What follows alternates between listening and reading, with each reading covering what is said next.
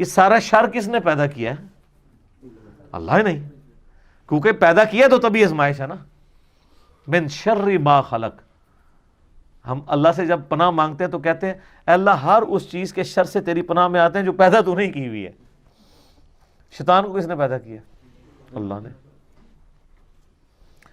اللہ کو شیطان سے لڑنے کے لیے کو ہماری ضرورت ہے؟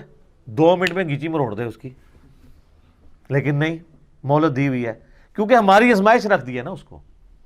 تو ہر شر کو پیدا اللہ نے کیا ہے، اس لیے خیر اور شر میں آپ تمیز کر کے سچائی تک پہنچیں. اللہ کو یہ پسند ہے.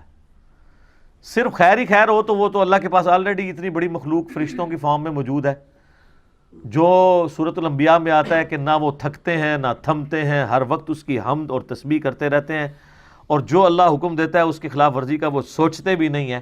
اگر اللہ تعالیٰ نے یہی کام لینا ہوتا تو فرشتے کر رہے تھے وہ والی عبادت. اللہ نے وہ والی عبادت انسان سے طلب کی ہے کہ جو انسان اپنی مرضی سے کرے. اور میں اسی لیے کہتا ہوں کہ یہ وہ دولت ہے جو جبرائیل کے پاس بھی نہیں ہے.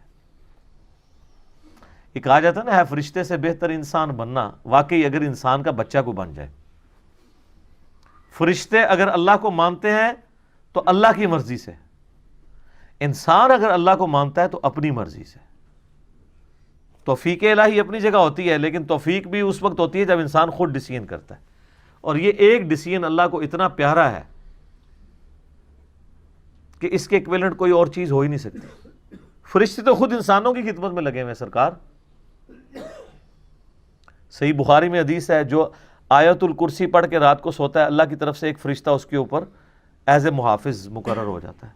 قرآن میں جگہ جگہ یہ مضمون آیا کہ ہم نے، سورۃ الحجر میں بھی آیا کہ ہم نے محافظ فرشتے تمہارے اوپر رکھے ہوئے ہیں جو حفاظت کرتے ہیں.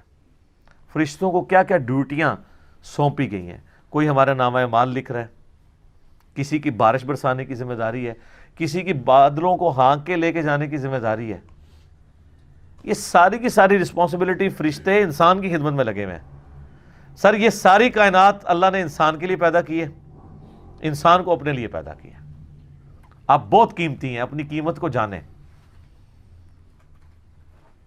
لیکن یہ انسان نکلنے بڑے تھوڑے سے ہیں، 0.0000001%. یہ بھی میں ویسے کم بتا رہا ہوں، اس سے بھی اور کم ہے، زیادہ بتا دیا میں نے.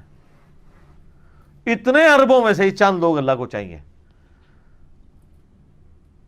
اتنے قیمتی ہیں انسان اگر اپنی وہ قیمت کو پہچانے.